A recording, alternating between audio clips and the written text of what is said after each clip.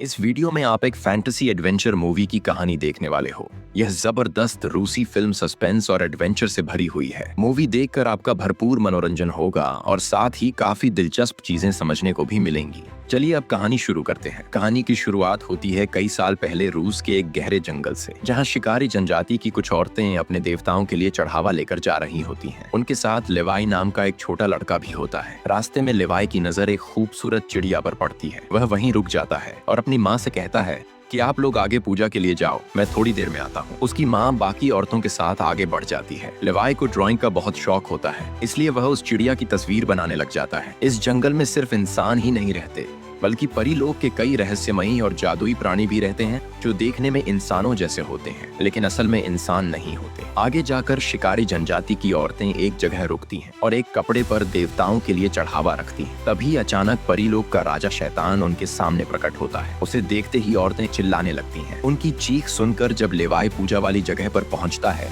तो वहां उसे ना अपनी माँ मिलती है और ना ही कोई और औरत। सब अचानक गायब हो चुकी होती हैं। इस घटना के बाद कुछ साल गुजर जाते हैं और लेवाई बड़ा हो जाता है। अब लेवाई का बड़ा भाई डेविड और उसकी गूंगी बहन हेडी रोज उसे जंगल ले जाते हैं ताकि उसे शिकार करना सिखा सकें। एक दिन जंगल में हाइडी इशारे से लेवाई को बताती है कि सामने खड़े हिरण पर तीर चलाओ, लेकिन लेवाई का नेचर अपने भाई बहन से बिल्कुल अलग होता है। उसे जानवरों को नुकसान पहुंचाना पसंद नहीं होता, इसलिए वह बातें घुमाने लग जाता है। इसी दौरान उसकी नजर पेड़ के पीछे छुपी हुई परीलोक की एक लड़की पर पड़ जाती है। उस पर ध्यान चले जाने की वजह से लेवाई अपने ही धनुष से टकराकर गिर पड़ता है। गिरने की आवाज से हिरण भाग जाता है और परीलोक की लड़की भी तुरंत गायब हो जाती है। शिकार हाथ से निकल जाने पर डेविड गुस्से में लेवाई से कहता है कि तुमने फिर से सब खराब कर दिया। न तुम शिकार कर पाए और तुम्हारी वजह से हिरण भी भाग गया। मैं पिताजी को बताऊंगा कि इस बार भी तुम्हारी गलती से हम खाली हाथ लौट रहे हैं। हाइडी इशारे से डेविड को शांत करने की कोशिश करती है और कहती है कि लेवाई धीरे धीरे सीख जाएगा, इस पर गुस्सा ना हो। लेकिन डेविड कहता है कब तक तुम इस डरपोक का साथ देती रहोगी। घर लौटकर लेवाई उस परीलोक की लड़की की तस्वीर बनाता है जिसे उसने जंगल में देखा था। जब वह उस ड्राइंग को अपने संदूक में रखने लगता है तभी उसे उसी संदूक के अंदर एक अजीब सी किताब मिलती है। लेवाई किताब खोलता है। उसके पन्नों पर परीलोक के प्राणियों के चित्र बने होते हैं और उनके बारे में डिटेल में लिखा होता है। हैरानी तब होती है जब किताब पढ़ते ही एक जादुई रोशनी लेवाई के अंदर समाने लगती है। उसका सर घूमने लगता है और वह वहीं गिर जाता है। इसी वक्त उसकी कला पर एक अनोखा जादुई निशान उभर आता है। कुछ देर बाद हाइडी वहां आती है और इशारे से पूछती है कि तुम यहाँ अकेले बैठकर क्या देख रहे हो। लेवाई कहता है ये रहस्यमयी किताब मुझे अपने ही घर में मिली है, मैंने पहले इसे कभी नहीं देखा। इसमें परीलोक के हर प्राणी के बारे में लिखा हुआ है। हाइडी किताब को देखकर इशारे 3 से बताती है कि यह सब बेकार है और वह किताब को वहीं रख देती है। तभी उनका बड़ा भाई डेविड वहां पहुंचता है और किताब उठा लेता है। जैसे ही वह किताब खोलता है उसकी नजर परीलोक के राजा शैतान के चित्र पर पड़ती है। शैतान का चित्र देखकर डेविड हाइडी से कहता है यह किताब मुझे पिताजी को दिखानी चाहिए, हो सकता है इसमें कोई ऐसी बात हो जो उनके काम आ सके। सीन में हमें तीनों बच्चों के पिता अलेक्जेंडर को दिखाया जाता है, जो कोशी नाम के एक आदमी को हंटर से मारकर चेतावनी देता है कि दोबारा उसके काम के बीच मत आना। उसी वक्त डेविड वह रहस्यमयी किताब अपने पिता के सामने लाता है और बताता है कि यह किताब उसे लेवाई के पास से मिली है, जिसमें परीलोक के परिलौकिक जादुई प्राणियों के बारे में डिटेल लिखी हुई है। अलेक्जेंडर का नेचर बहुत ही क्रूर और लालची होता है। वह लेवाई से सख्ती से पूछता है कि यह किताब उसके पास कहां से आई। लेवाई बताता है कि उसे खुद नहीं पता कि यह किताब उसके संदूक में कैसे पहुंच गई, लेकिन उसे लगता है कि इसी किताब की मदद से वह अपनी माँ का पता लगा सकता है, जो कई साल पहले जंगल से गायब हो गई थी। इस पर अलेक्जेंडर ठंडे अंदाज में कहता है कि अगर वह जिंदा होती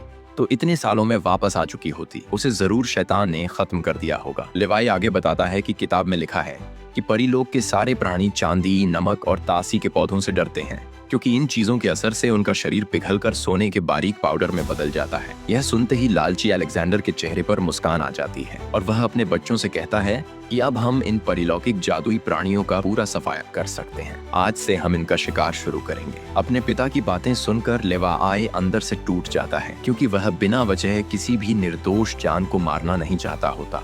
लेकिन उसकी बहन और भाई दोनों ही अपने पिता जैसे सख्त दिल और दुष्ट होते हैं, इसलिए वे चांदी के सिक्कों और तासी के पत्तों से कई तरह की मालाएं तैयार करते हैं। साथ ही नमक के पाउडर और तासी के पत्तों को मिलाकर एक घातक मिक्सचर भी बना लेते हैं। अगली सुबह लेवाई परिलोक के प्राणियों का शिकार करने के इरादे से अपने भाई और बहन के साथ जंगल निकलता है। किस्मत से उन्हें एक परिलौकिक जादुई लड़की दिख जाती है। हाइडी अपने दोनों भाइयों के साथ छुपकर उस लड़की पर नजर जमाए रखती है। इसी बीच लेवाई किताब के पन्नों में उस लड़की के बारे में पढ़ता है, जहाँ लिखा होता है कि वह परिलोक के सर्प वंश की राजकुमारी है। तब हाइडी पेड़ के पीछे से उस लड़की की तरफ लहसुन से बनी एक माला उछाल देती है। जिज्ञासा में आकर वह बेचारी लड़की उस माला को उठा लेती है, लेकिन लहसुन की तेज बदबू से उसका सिर भारी होने लगता है। इसी पल तीनों भाई बहन उसके सामने आ जाते हैं।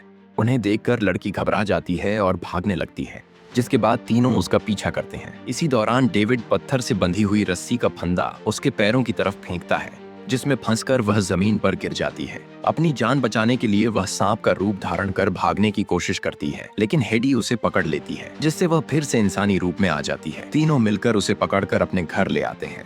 वहाँ वह लड़की रो रो कर कहती है कि उसने कभी किसी को नुकसान नहीं पहुंचाया। इस पर अलेक्जेंडर गुस्से में कहता है कि आज मैं तुम्हारे जैसे लोगों से अपनी पत्नी की मौत का हिसाब चुकाऊंगा। सर्प राजकुमारी समझाने की कोशिश करती है कि उनके लोग किसी को नुकसान नहीं पहुंचाते और उसकी पत्नी के साथ जो हुआ उसकी उन्हें कोई जानकारी नहीं है। लेकिन दुश्मनी की आग में जल रहा अलेक्जेंडर किसी की बात सुनने को तैयार नहीं होता। वह लेवाई को आदेश देता है कि चांदी के सिक्कों और तासी के पत्तों से बनी माला उस लड़की के गले में डाल दे। लेवाई यह करना नहीं चाहता होता, लेकिन पिता के प्रेशर में आकर वह मजबूरन माला उस लड़की के गले में डाल देता है। माला पहनते ही लड़की दर्द से तड़पती है और कुछ ही पलों में उसकी जान चली जाती है। लालची अलेक्जेंडर सोने के पाउडर को इकट्ठा करके एक थैली में भर लेता है और हाइडी से कहता है कि अब कुछ ही दिनों में हम सबसे ज्यादा अमीर होंगे। उधर जंगल में लकड़ी काट रहा लेवाई इस पूरी घटना से अंदर तक हिल चुका होता है। उस लड़की का आंसुओं भरा चेहरा बार बार उसके दिमाग में घूम रहा होता है। साथ ही उसके हाथ पर बना जादुई निशान भी उसे तेज दर्द दे रहा होता है। इसी परेशानी में लेवाई एक मंत्रिक औरत के पास जाता।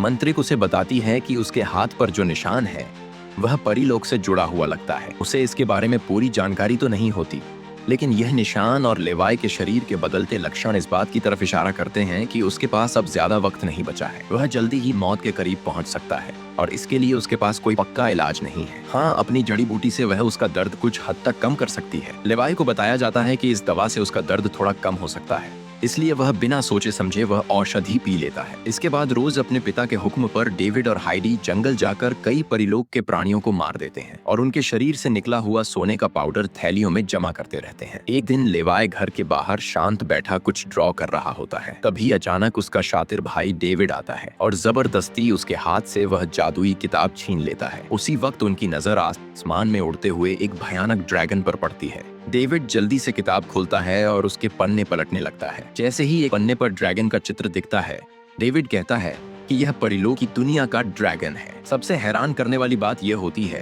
कि जैसे ही डेविड वह पन्ना फाड़ता है, आसमान में उड़ता हुआ ड्रैगन तुरंत राख हो जाता है और सोने के बारीक पाउडर में बदल जाता है। इसी दौरान उनका पिता भी वहां पहुंच जाता है। डेविड उत्साहित होकर कहता है, पिताजी, मुझे इस जादुई किताब का एक और राज पता चल गया है। अगर हम इस किताब के सारे पन्ने फाड़ दें तो सारे परिलौकिक जादुई प्राणी खुद ही खत्म हो जाएंगे, बिल्कुल आज के ड्रैगन की तरह। इस पर अलेक्जेंडर सोचते हुए कहता है, अगर हम सभी प्राणियों को इस तरह मिटा देंगे तो हमें सोना कैसे मिलेगा? हमें उन्हें जिंदा देखते हुए मारना होगा ताकि उनके शरीर से निकला हुआ सोने का पाउडर हम अपनी आंखों के सामने इकट्ठा कर सकें। मजदूर कोशी यह पूरी बात छुपकर देख रहा होता है और उसके चेहरे से लगता है जैसे वह कोई गहरा राज समझ चुका हो। इसी बीच हाइडी जंगल से एक और परिलोक की लड़की को पकड़कर ले आती है। यह वही सुंदर लड़की होती है जिसे लेवाई ने पहले जंगल में पेड़ों के पीछे छुपा हुआ देखा था। हाइडी अपने पिता और भाई को बताती है कि यह लड़की छुप छुप कर हमारे घर पर नजर रख रही थी। ये सुनकर अलेक्जेंडर गुस्से में कहता है, इसे भी मार दो और इसका भी पाउडर बना लो। लेवाई ये सब सुनकर बेचैन हो जाता है और अपने पिता से गुहार लगाता है कि आप अब तक बहुत से परिलोक के प्राणियों को मार चुके हो, कम से कम इस लड़की को बख्श दीजिए। लेवाई की बात सुनते ही अलेक्जेंडर और भी भड़क जाता है और कहता है, तुम दुश्मन पर रहम दिखाने की बात कर रहे हो, ये लोग तुम्हारी माँ के कातिल हैं। लेवाई कहता है, किसी को नहीं पता कि माँ के साथ असल में क्या हुआ। सिर्फ अनुमान के भरोसे इतने निर्दोष लोगों को मारना गलत है। ये सुनकर अलेक्जेंडर गुस्से से लाल हो जाता है और कहता है, तुम दुश्मनों का साथ दे रहे हो, अब जाओ और अपना काम करो। रात के अंधेरे में लेवाई एक जलती हुई मशाल लेकर उस कमरे में जाता है जहां उस लड़की को बांध कर रखा गया होता है। लेवाई उससे पूछता है, तुम कौन हो और मेरे घर पर छुपकर नजर क्यों रख रही थी? लड़की शांत आवाज में कहती है, मेरा नाम एमेलिया है और मैं परिलोक के राजा शैतान की बेटी हूँ। मेरी नजर तुम्हारे घर पर नहीं बल्कि सिर्फ तुम पर थी, क्योंकि मुझे तुम्हारे अंदर कुछ अजीब सा जादू महसूस हुआ। यह सुनकर लेवाई अपनी कलाई पर उभरा हुआ जादुई निशान उसे दिखा देता है। अमीलिया उस बताती है कि यह उनकी दुनिया का जादू है। अगर किसी इंसान को यह जादू दे दिया जाए तो वह सिर्फ 7 दिन तक ही जिंदा रह सकता है। लेवाई घबराकर कहता है, 5 दिन तो पहले ही गुजर चुके हैं, इसका मतलब मेरे पास अब सिर्फ 2 दिन ही बचे हैं। अमीलिया उसकी बात पर हाँ में सिर हिला देती है। फिर अमीलिया कहती है, तुम्हारे पास जो किताब है वह हमारी दुनिया की सबसे कीमती और शक्तिशाली किताब है, लेकिन यह तुम्हें मिली कैसे? लेवाई जवाब देता है कि उसे खुद नहीं पता ये किताब उसके घर कैसे पहुंची। तब अमीलिया कहती है, अगर तुम मुझे यहाँ से आजाद कर दो तो मैं तुम्हें बचा सकती हूँ। लेवाई पूछता है, मैं तुम्हारी बात पर भरोसा क्यों करूं? एमिली सीधे शब्दों में कहती है, क्योंकि 2 दिन बाद भरोसा करने के लिए तुम जिंदा ही नहीं रहोगे। यह सुनकर लेवाई थोड़ी देर सोचता है और कहता है, ठीक है, मैं तुम्हें छोड़ देता हूँ, लेकिन तुम मेरी मदद कैसे करोगी? अमीलिया बताती है, मैं तुम्हें एक रहस्यमयी जंगल ले जाऊंगी जहाँ वन देवी रहती हैं।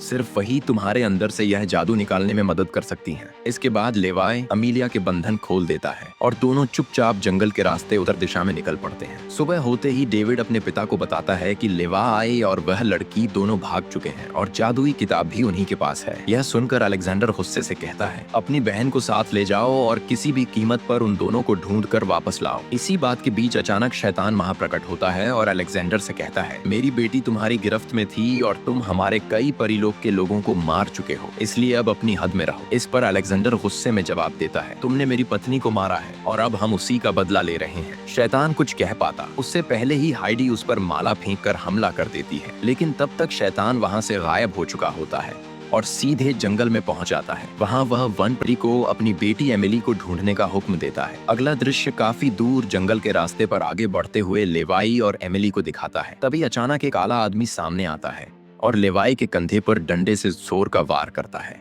जिससे लेवाई का सिर घूमने लगता है। अमीलिया तुरंत उस काले आदमी को रोककर कहती है, यह मेरे साथ है। लेवाई होश संभालते हुए अमीलिया से पूछता है कि यह कौन है और इसने मुझ पर हमला क्यों किया। अमीलिया बताती है कि यह परिलोक की सीमा का चौकीदार है। लेवाई गुस्से में कहता है, तुम सब एक जैसे हो। इस पर अमीलिया शांत तरीके से कहती है, हमारे अपने नियम हैं, हम अपनी शक्ति का गलत इस्तेमाल इंसानों को नुकसान पहुंचाने के लिए नहीं करते। फिर अमीलिया चौकीदार से कहते हैं कि यहाँ से वन देवी तक जाने का रास्ता हुआ करता था, लेकिन अब वह दिखाई नहीं देता। साथ ही यह जंगल भी पहले जैसा नहीं लग रहा, मुझे इसे वन देवी के पास ले जाना है। इस पर चौकीदार कहता है, जब इसके घर वालों ने हमारे लोगों को चुन चुन कर मारना शुरू किया, तब अपनी सुरक्षा के लिए हमने यहाँ माया की एक अदृश्य दीवार बना दी ताकि इंसान इस जंगल के उस हिस्से तक न पहुँच सके। लेकिन तुम इसे हमारे लोगों के बीच क्यों ले जाना चाहती हो? ये और इसका परिवार हमारे निर्दोष लोगों के हत्यारे हैं। एमेलिया जवाब देती है, यह अपने परिवार के बाकी लोगों जैसा नहीं है, इसकी मदद करनी है या नहीं यह फैसला वान देवी करेंगी, इसलिए मुझे रास्ता दिखाओ। आखिरकार अमीलिया के बार बार कहने पर चौकीदार मंत्र पढ़ता है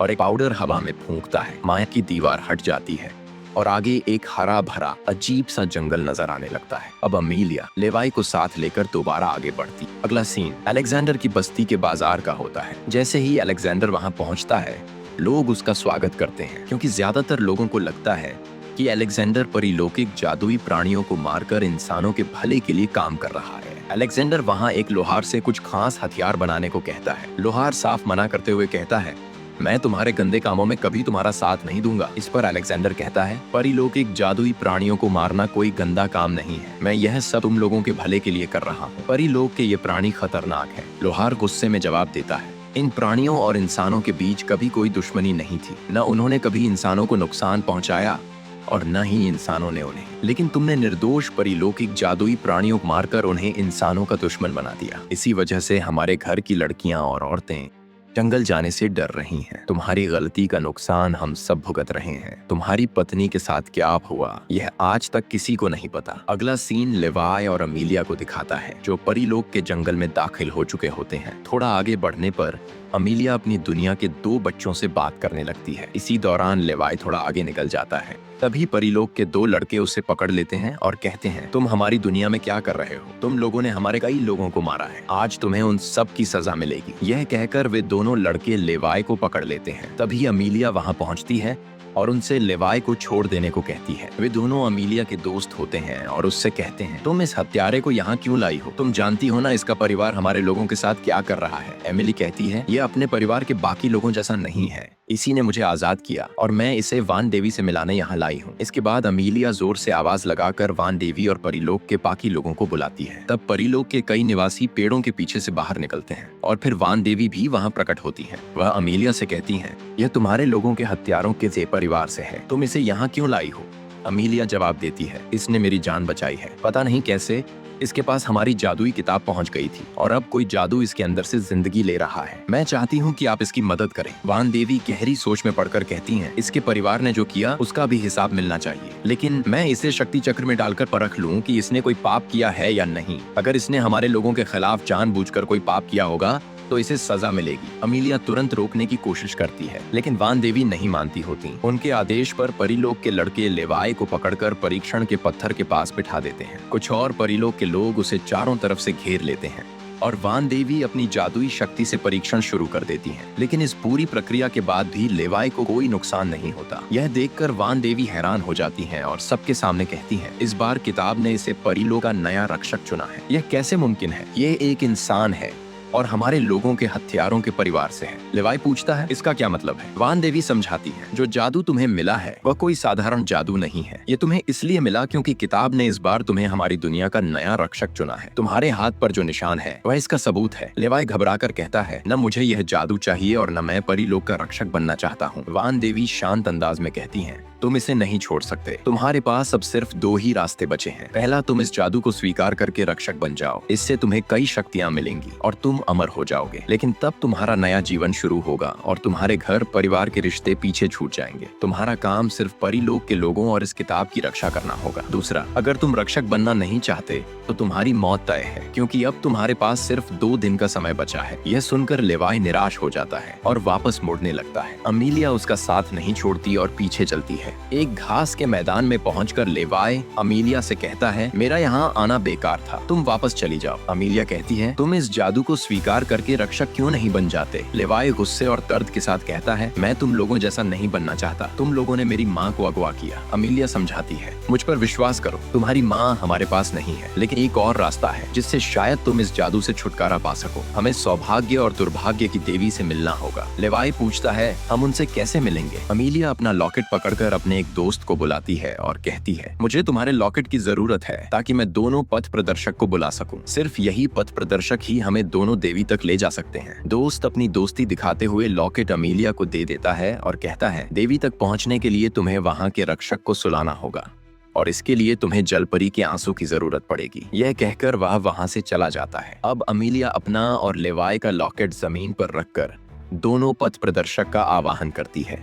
दोनों लॉकेट बच्चे के रूप में सामने आ जाते हैं। फिर वे अमीलिया और लेवाई को रास्ते दिखाते हुए आगे बढ़ते हैं। इस सफर के दौरान लेवाई और अमीलिया एक दूसरे के करीब आते हैं और उनके बीच प्यार का एहसास पैदा होता है। वे लोग जंगल और नदी के कई कठिन रास्ते पार करते हुए जलपरी के तालाब के पास पहुंच जाते हैं। वहां 2 जलपरी तालाब के ऊपर बैठी होती हैं। अमीलिया लेवाई से कहती है कि जलपरियां कभी रोती नहीं हैं, बल्कि सिर्फ हंसने पर ही उनके आंसू बहते हैं और उन्हें हंसाने के लिए तुम्हारे पास जो परिलौकिक किताब है उसमें काफी कुछ लिखा हुआ है। यह सुनकर लेवाई वह जादुई किताब अमीलिया को दे देता है। अब अमीलिया और दोनों पथ प्रदर्शक जलपरियों के पास जाते हैं। अमीलिया किताब खोलकर उसमें से एक कविता पढ़ना शुरू करती है, जिससे जलपरियां हंस पड़ती हैं और उनकी आंखों से आंसू निकल आते हैं। पथ प्रदर्शक बच्चे वो आंसू एक छोटी सी डिब्बी में भर लेते हैं। फिर दोनों लेवाई को किताब और आंसुओं की डिब्बी देते हुए कहते हैं कि आंसू निकलने के बाद यह जादुई नमक बन चुके हैं, लेकिन इससे अमीलिया और बाकी परिलोक के प्राणियों को जान का खतरा है, इसलिए इसे बहुत संभल कर रखना। इसके बाद यह सब लोग वहां से आगे बढ़ते हैं और जंगल के बीच एक पहाड़ के पास पहुंच जाते हैं। अगले सीन में हाइडी और डेविड दिखाए जाते हैं, जो अपने भाई और अमीलिया को ढूंढते हुए जंगल में भटक रहे होते हैं। सीमा रक्षक ने कुछ वक्त के लिए अदृश्य दीवार हटा दी होती है। इसी वजह से यह दोनों जंगल के परिलौकिक हिस्से में घुस पाते हैं। रास्ते में हाइडी को जमीन पर अमीलिया का गिरा हुआ बाल मिलता है और उसके पास ही उसे अपने भाई और उस लड़की के पैरों के निशान भी नजर आते हैं। यह दोनों उन निशानों का पीछा करते हुए आगे बढ़ते जाते हैं। उधर पहाड़ के सक्रिय रास्तों से गुजरते हुए लेवाई और अमीलिया पथ प्रदर्शकों के साथ एक सरसों के खेत में पहुंच जाते हैं। थकान की वजह से सब वहीं रुकर थोड़ा आराम करते हैं। इस दौरान दोनों पथ प्रदर्शक बच्चे की तरह खेलने लगते हैं, जबकि लेवाई और अमीलिया एक दूसरे के सामने अपने प्यार का इजहार करते हैं। अपने प्यार का इजहार करते हुए अमीलिया सरसों के फूलों से एक मुकुट बनाकर लेवाई के सिर पर पहन देती है। जब यह दोनों एक दूसरे को किस कर रहे होते हैं तभी डेविड और हाइडी वहां पहुंच जाते हैं। डेविड गुस्से में लेवाई से कहता है, गद्दार, तो दुश्मन की बेटी के साथ वह किताब लेकर यहाँ भाग आया। इसके बाप ने हमारी माँ को मारा था। लेवाई कहता है, ये मेरी दुश्मन नहीं है। वहीं अमीलिया भी कहती है, मेरे पिता ने कभी किसी इंसान को नहीं मारा। लेकिन डेविड पर इन बातों का कोई असर नहीं होता और वह अमीलिया को जबरदस्ती खींच कर ले जाने लगता है। अमीलिया को छुड़ाने के लिए लेवाई अपने ही भाई से भिड़ जाता है, जबकि एमिली अपनी शक्ति का इस्तेमाल करके हेडी को दूर धकेल देती है। फिर वह लेवाई का हाथ पकड़कर गहरे जंगल की तरफ भाग जाती है। जंगल के अंदर उनका सामना उस वन पहरेदार से होता है जिसे शैतान ने अपनी बेटी को ढूंढने के लिए भेजा होता है। वन पहरेदार अमीलिया से कहता है कि वह लेवाई का साथ छोड़ दे और फिर लेवाई पर हमला कर देता है। इसी दौरान जमीन के अंदर से उसके कई साथी बाहर निकल आते हैं और लेवाई को घेर कर मारना शुरू कर देते हैं। जब अमीलिया लेवाई को बचाने की कोशिश करती है तो कुछ पहरेदार उसे पकड़ लेते हैं। इस लड़ाई के बीच लेवाई के अंदर जादू जागना शुरू हो जाता है, जिससे वह पहरेदार को जबरदस्त टक्कर देता है। वहीं अमीलिया भी बाकी पहरेदारों से लड़कर उन्हें रोक रही होती है। पहरेदारों की संख्या ज्यादा होती है, फिर भी यह दोनों जान लगाकर मुकाबला कर रहे होते हैं। तभी डेविड और हीड भी वहां आ जाते हैं और कुछ पहरेदार उन दोनों से भी लड़ने लगते हैं।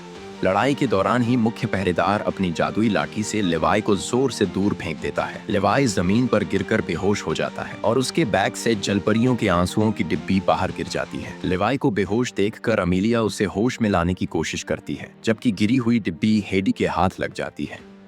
डिब्बी के अंदर जादुई नमक देखकर हाइडी वह नमक सभी पहरेदारों पर फेंक देती है। यह देखकर होश में आ चुका लेवाई तुरंत अमीलिया के ऊपर लेट जाता है और उसे अपने जिस्म से ढक लेता है। जादुई नमक पड़ते ही बाकी सारे पहरेदार राख में बदल जाते हैं, लेकिन किनारे होने की वजह से मुख्य पहरेदार बच जाता है और वहां से भाग निकलता है। इसी मौके का फायदा उठाकर डेविड पीछे से लेवाई पर हमला कर देता है और हाइडी के साथ मिलकर अमीलिया को वहां से खींचकर ले जाने लगता है। लेकिन अमीलिया अपनी शक्ति का उपयोग करके दोनों को जमीन पर पटक देती है और तुरंत लेवाई के पास पहुंच जाती है। तभी लेवाई एक अदृश्य दीवार बना देता है, जिससे डेविड और हीडी उन दोनों के पास नहीं आ पाते। अगली सुबह लेवाई और अमीलिया दोनों पथ प्रदर्शकों के साथ एक तालाब के किनारे आग जलाकर बैठे होते हैं। लेवाई अमीलिया से कहता है ये सारी परेशानी उसकी वजह से है और वह नहीं चाहता कि अमीलिया उसके कारण बार बार खतरे में पड़े, इसलिए वह कहता है कि यहाँ से अमीलिया वापस चली जाए। आगे वह अकेला पथ प्रदर्शकों के साथ जाएगा। एमिली उससे सच्चा प्यार करती होती है, इसलिए उसे अकेला छोड़ना नहीं चाहती, लेकिन लेवाई की जिद के आगे वह मजबूर हो जाती है और उदास मन से वापस लौटने लगती है। इसी दौरान जब वह सरसों के खेत में लेवाई के लिए बनाया हुआ फूलों का मुकुट उठा रही होती है, तभी डेविड और हेडी उसे पकड़ लेते हैं और अपने साथ ले जाते हैं। लहसुन की वजह से एमेलिया बेहोशी सी हालत में होती है और उनका विरोध नहीं कर पाती। उधर इस सबसे अनजान लेवाई पथ प्रदर्शक बच्चों के साथ देवियों के पास जाने के लिए आगे बढ़ता रहता है। चलते चलते वह एक हरा भरा खेत पहुंचता है। पथ प्रदर्शक उसे बताते हैं कि यहीं से सौभाग्य और दुर्भाग्य की देवियों तक पहुंचने का गुप्त रास्ता है, जिसका पहरा एक विशाल दानव देता है। वहां पहले से ही दो भाई देवियों के पास जाने की कोशिश कर रहे होते हैं, लेकिन दानव अपने जादू से उन दोनों को छोटे पत्थर के गोलों में बदल देता है। यह देखकर पथ प्रदर्शक लेवाई से कहते हैं कि जलपरियों के आंसुओं का इस्तेमाल करो। लेवाई वह नमक दानव की नाक की तरफ उछाल देता है, जिससे दानव नशे सा हो जाता है। इसी बीच एक जादुई द्वार खुल जाता है और लेवाई उसके अंदर जाकर दोनों देवियों के सामने पहुंच जाता है। लेवाई देवियों से कहता है कि उसके भाग्य से रक्षक बनने का लिखा हुआ मिटा दिया जाए, क्योंकि वह रक्षक बनना नहीं चाहता। सौभाग्य की देवी कहती है कि इसमें बदलाव करना उनके बस में नहीं है। दुर्भाग्य की देवी कहती है कि अगर किताब को नष्ट भी कर दिया गया तो सारे परी प्राणी मिट जाएंगे, जो प्रकृति के नियम के खिलाफ होगा। लेवाई पूछता है कि फिर वह क्या करे, क्योंकि उसके पास सिर्फ एक दिन बचा है। देवियां कहती हैं कि कर्म से ही भाग्य का रास्ता बनता है। तुम जो फैसला लोगे और जैसे कर्म करोगे, हम उसी के हिसाब से तुम्हारे भाग्य के धागे जोड़ते रहेंगे। वह उसे बताती हैं कि परियों की दुनिया का पूरा अस्तित्व इसी किताब पर टिका हुआ है। सदियों से यह किताब एक रक्षक चुनती आई है, जिसका काम किताब और परिलोक के लोगों की रक्षा करना होता है। रक्षक को किताब में हर प्राणी की जानकारी लिखनी होती है। खराब पन्नों को ठीक करना और नए पन्ने जोड़ना भी उसकी जिम्मेदारी होती है। लेकिन अगर तुम रक्षक बनते हो तो तुम अमर हो जाओगे, अपना घर परिवार छूट जाएगा और एक नया जीवन शुरू होगा।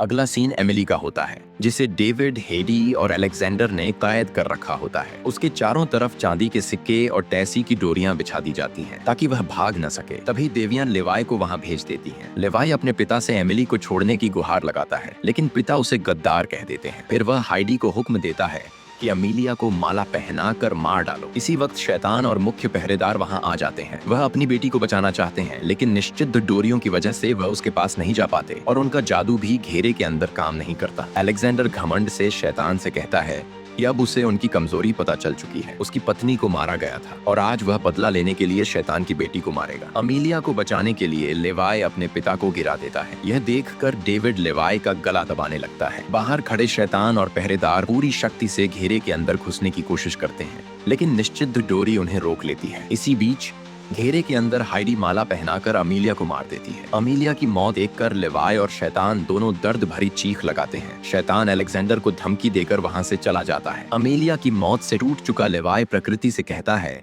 कि वह रक्षक बनने के लिए तैयार है। जैसे ही वह यह कहता है, रक्षक की सारी शक्तियां उसके अंदर आ जाती हैं। रक्षक बनकर वह किताब से एक मंत्र पढ़कर अपने पिता को उनके बचपन के समय में भेज देता है और कहता है कि शायद इस तरह बड़ा होकर वह एक अच्छा इंसान बन सके। बाद में लेवाय जंगल में जाता है। किताब के पन्ने पलटते हुए उसे एक पन्ना मिलता है जिसमें अमीलिया का बनाया हुआ चित्र होता है। तभी कोशी वहाँ आता है और कहता है कि अब जब लेवाय रक्षक बन चुका है तो उसे किताब में कोशी के बारे में लिखना चाहिए कि वह एक अमर परिलौकिक प्राणी है। बदले में वह लेवाय को उसकी माँ का पता बता देगा। लेवाय हैरान होकर पूछता है कि जो आदमी मजदूरी करता था उसे यह सब कैसे पता। कोशी बताता है कि वही किताब चुरा कर लाया था, लेकिन किताब ने उसे रक्षक नहीं चुना, इसलिए उसने किताब लेवाय के पास छोड़ दी और किताब ने लेवाय को रक्षक चुना। कोशी लेवाय को धमकी देता है कि अगर उसने बात न मानी तो वह एक एक करके सारे पन्ने फाड़ देगा, जिससे परिलोक के सारे प्राणी मिट जाएंगे। मजबूर होकर लेवाय किताब में लिख देता है कि कोशी एक अमर परिलौकिक प्राणी है। लिखते ही कोशी अमर बन जाता है और लेवाय को उसकी माँ का पता बता देता है। जाने से पहले वह कहता है